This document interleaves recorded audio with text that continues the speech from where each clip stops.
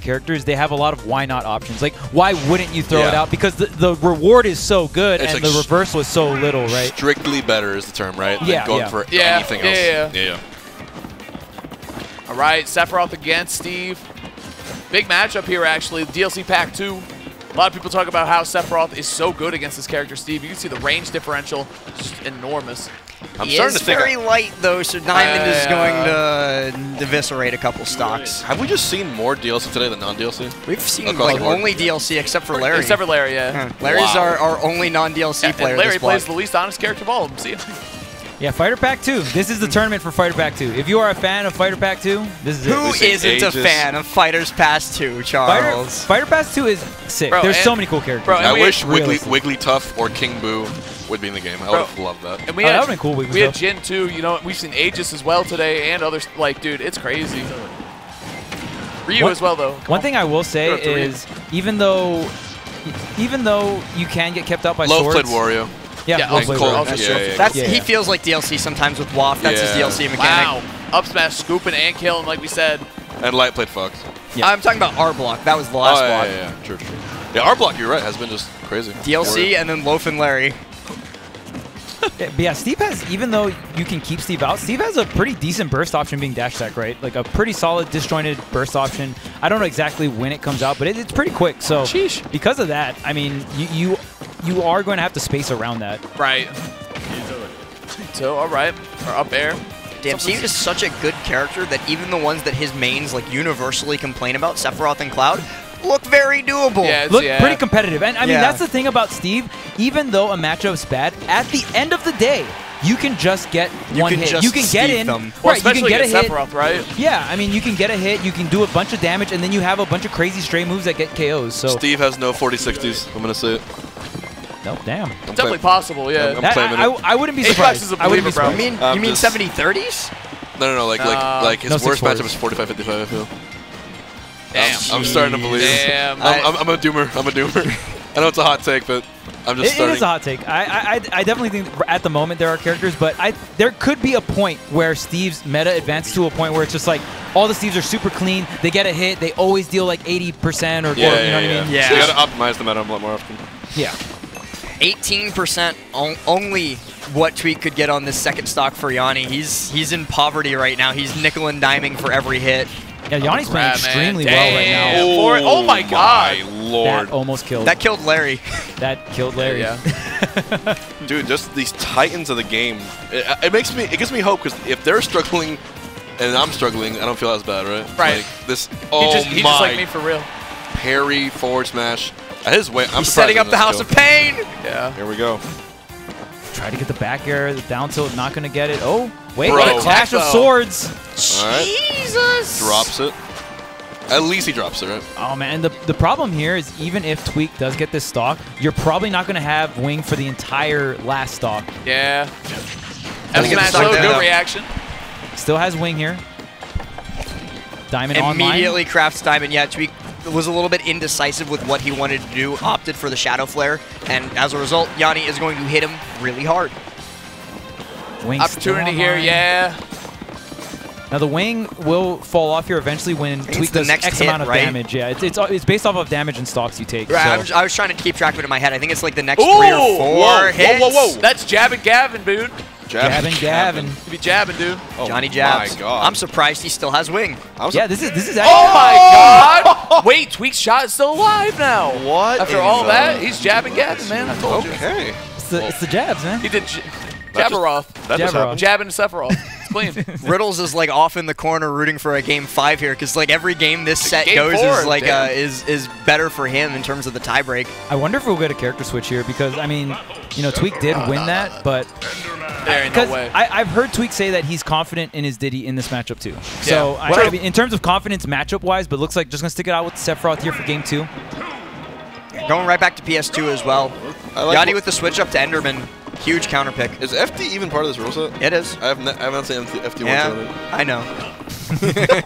Yeah, we all might have learned something about FD this weekend. I spent a long time on this rule set with GimR, and we've seen like 4 stages total. Yeah. I mean, there's money on the line, to be fair, right? So I mean, if players want to play on things that they're comfortable with, that's No, probably like, gonna happen, I don't right? blame the players. I'm just a little bit Right. sad because like they knew coming in that this would be the experimental stage list. It was part of the initial thing, but it is what it is. We're going to see PS2 quite a bit as we're still there right now. Gold tools for Yonni. That's good frame data, especially up close against Sephiroth. And now it looks like Tweek having a little bit more momentum on his side, starting off this game at number 2. Starting things off not too crazy, about 40% lead here, building on up, just getting out of the way of the down air here. Bro, the thing I'll say is, like, even though obviously that Yonni SD was the reason Tweek won at the end, he was picking up a lot of stuff there too. You know what I mean? He was picking up steam. It was looking really tough at the beginning. It looked like Yonni was going to run away with it, but Tweek was bringing it back for sure. That SD might have been exactly the momentum he needed to kind of take firm control of this set, but who knows, man, because this is Steve and it is Yonni with that punish game. It's always fun watching a player as good as Tweek learn a matchup live. Yeah. Because we're like seeing him go, okay, this doesn't work, this does work, I'm going to do this again. Moving through the blocks and stuff, like how's he playing around them? That's the part that he's, I think, like experimenting with a little bit, or trying to figure out how to best deal with, I should say. I think right now his chosen option is that falling bear. But Anti-air grab. Yeah, Right. he tried to neutral B it too, you know what I mean? And it just ate the, it was like 1-to-1 trade. Oh, back air, yep, he's good. no tech. I guess that now his option is does he go up air or the back air? I think in that situation, teching was like not teching was the right thing, because if he did tech, Tweek still would have been like right in his face, would have been able to continue the combo. If he didn't tech, he knew he wasn't going to die, and he got to disengage and reset neutral. Yeah, diamond too. Oh, What a clank! how did Oh, that but clank? that was such a fast back air after Yeah. the fact too. That was insanely quick from Tweek. Tweek using the second charge of neutral B to also get rid of blocks as well. I'm loving the usage of moves Tweek is using to get rid of these blocks, set up these scenarios. And after the clank, getting the best there for the stock. Now we have wing. That entire stock was no wing, by the way. Yep. Wing makes such a difference. And now Tweek has a little more lenience now on how he wants to approach Enderman at 0. Extra jump to be used. Okay, double back air. I This like back air is going crazy. They do much faster. Throw and the orbs and the orbs. Oh, buddy. Air dodge is burned. Air dodge is burned. Yeah. Yeah, there was no air dodge there, but Oh my God, Tweek. Tweek's continuing. Yonni has no iron, so he can't minecart and he can't anvil to get out of those situations. Now Tweek is making this look like a bad matchup. You know what I'm saying? Like now it's happening. Oh my God. Octo slash worked. Oh my goodness. From the Charles. Well, he didn't SDI it. That's the problem. Oh yeah, I SDI that every time. Yeah, Charles SDIs it. He pulls up. Bro, Charles pulls up every. Bad move, bad character. I'm sorry, guys. I'm just saying in those particular situations where half the charge is in the air and half the charge is in the ground, I see people fall out of Octo Slash quite a bit. So I'm just particularly surprised because Steve is also floaty. I'm just surprised to see Sephiroth kill. True, yeah. Actually? No. Text it. Slower, soft hurry back up. Wow, still dies though. 144. An amazing first stock from It's, Tweek though. it's been Yeah, it's been 3.5 minutes almost just for that first stock. Yeah, Yonni had so much momentum coming from game 1. Yeah. Big that opportunity. SD just like it hurts the mental, dude. Oh, yeah. That It and breaks freed you up for the rest of the game. that and it freed up Tweeks. You know what I mean? It was like, damn, that is exactly what I. And it's one thing. Needed that, It's one thing to SD at the start of game 1 is fine, but to SD at the end The of game last 1, stock when you have a SD. lead, it's gonna be on your mind the entire time, and I have no doubt it's still taxing on him. See if Yonni can bring it back here. Has the diamond on deck. Has only taken 51%, and we all know how crazy Yonni is on hit. So this is still a game that Yonni could bring back here, but the nair and Tweek just breaking up the offense with some of the aerials he has. Yonni just kind of throwing out those grabs in the corner because he knows Sephiroth's like not fast enough to get in and punish him. Especially without wing, but right? if he does dash in, he's going to get the grab. So it's kind of a low reward but no risk. Back air, parrying it now too. Like we saw in the Riddle set, like it's tough to parry that back air. It does have wind up, you can react, but it still is tough. If you don't know it perfectly, you're gonna get smacked by it. Yonni picking that up a little bit more here, but gotta get out of the corner now. It's gonna be tough. The Never mind, immediate he's got cancel my on the card, fight. yeah. Oh, Perfect mid-spot spacing on that up air. Tweek will go up in a devastating 2-0 lead now. That is a huge 2-stock too. Tweek needed that momentum. You know what I mean? That game 1 was a nail biter and the SD to close it out, but game 2 looking really clean for Tweek. Look at and look at how Tweek is utilizing neutral B. He is threatening Yonni at from halfway across the stage, from the center of the stage to the edge, right? I mean, the second charge of neutral B is about to come out, and Yonni has to do something because the blocks don't protect him, and it destroys all of his blocks, right? So then the minecart comes out from Yonni, and Tweek then quick cancels and then just jump cancels it right into the forward air. So that particular, being able to threaten Steve at that range is a very big deal in my opinion. And Tweek is playing around that, and maybe Yonni just has to jump, maybe not commit to minecart or something of the sorts, but really try to play that range a little bit better, because that's where Tweek is getting the best of him. Yeah, Tweek is definitely like trying to teach Yonni that minecart is not the answer here. He's like, stop it, I will punish you for it every time, because at that distance too, minecart is very reactable. Like if it's right in your face, you're not going to be able to react to it. It's fast enough, but at that distance, you got all day. And Sephiroth forward air takes away a lot of the mix-up that we've been talking about, that when and where you jump out of minecart, because forward air from Sephiroth is just so damn big, right? So it doesn't matter at what point, like once you get so close to the Sephiroth forward air, it doesn't matter what point you jump out, you're just going to get hit. Coming back down, Yonni has diamond, but he needs to find some time to craft it, and Tweek's been doing a pretty good job too of making sure that that is not going to be happening. He's just been putting constant pressure on him anytime he goes near that crafting table. And I think that it's always fun to see which players do and do not know how to dodge that Shadow Curse. And I feel like I cannot dodge it. I never have one successfully. It's 2 full rotations, so keep your eye on one of the ball, and once it makes 2 full circles, then it pops. It's about a snake grenade, in terms of timing. I can't. Jab 3! Jab 3! Giga flare! And smash just for good measure. Yes, the and one, I love it. Yeah. Tweek with the clutch, shield break there. He's padding his stats, that's what he's doing. Yeah, and I mean, in that situation, if you guys didn't watch the trailer, Sephiroth can get a KO at 0% with that combo, the Giga Flare into the forward smash. Yeah, so it's crazy stuff, man. Here comes the ladder. No, Yonni does jump out in time. It's weird that Sephiroth has a ladder, but it's the nair fair thing that he can get.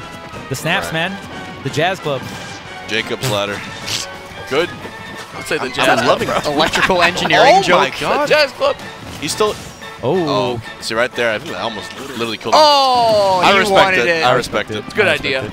Good angle there from Yonni, though. There was no other option for Yonni to go, but there was just a miscalculation in terms of where you go there.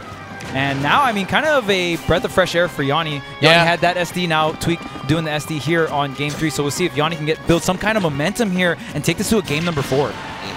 Yeah, it's like the opposite of game 1, right? Like, Oh, he's dead. Dude, He caught him right I'm sorry. there, that move is good. It's really good. I fully agree with you. It's just a really good edge guard tool. It's funny because it was the day 1, then everyone kind of started doing other stuff. Everyone used Shadow Flare so much more. so slow. No, it's it's enormous slow. It's huge. Yeah, exactly. And dude, Ken used it a lot last weekend or 2 weekends ago or whatever. Whenever he won the tournament, man, he used it a lot. Against characters that take a while to recover, it's going to be really strong. The fact that you can cancel that move is what makes it really strong. The other you're not committing to it. Yeah, that's true. And the other crazy thing is Steve can stall under the stage, but he has to commit to go that far down to avoid it for sure. Down smash maybe. Okay.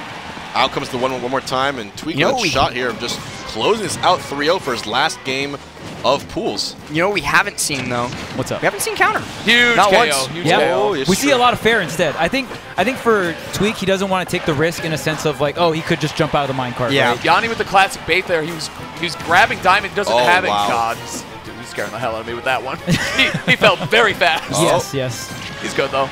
Never over till it's over, but at this point, Lonnie has to just basically find some sort of diamond startup combo. Gonna build it really, really quick. Diamond's on, though. Sephiroth whittling down at the wall he just built. All he needs is a good forward tilt, or mid-spot, back air, up air, or not another Giga Flare, surely! And he starts charging it again immediately, too, because he's just constantly threatening Yonni. Yonni's got to back off because he can't go in against that. He's not fast enough. Bro, this is so scary for Yonni. Like, how the hell do you get out of this corner? He's got to figure something out. Flare. F-tilt again, man. How is he alive? It's like a true combo, honestly. Giga Flare into F-tilt. Like, well, I mean, because you have to do an option. If you just stay there, the Giga Flare is going to hit you. He's in the air fryer right now. Yonni this is good composure from Yonni. He keeps getting pinged around, but not giving him the game until that moment. Like, that was really good, though. Tweek taking that one down 3-0, so what is that? I have no clue. We'll find out after we go to break and I go do the math. That was the what-if scenario, too. Yeah. We were talking about that was before the what-if set started, scenario. so really good stuff there from Tweek. I mean, bouncing back, obviously, from that set against Riddle. So 3-0ing, a character that's given him a lot of trouble, too. So going with the Sephiroth all 3 games. Off the top of my head, I do think that is Tweek moving out first place, but I'm not making any promises because it was 3-1 with Riddle's Loaf. Yeah. So because Riddles did drop that one game to Loaf, it might be Tweek moving on ahead of him. But again, he won by one game? No promise. I'll find out. It's the fun part about this pool style. It's just like there's a little bit of ambiguity, and really the player who won the most games 100% deserves the top seed. But until you like run the numbers, you won't actually see. So I'm excited to see who win the pool. So right now, the only guarantees we know are Asimo and Aquila 3-0ing their pool, of course. Right. Spargo coming through. Spargo also 3-0'd his pool. So yeah, it's basically there's only one question left: is who is the last one seed? Riddles or Tweek. It's either Riddles or Tweek, one of the two. And that's a whole extra bracket you basically don't have to play. You know, that's a lot of work, honestly.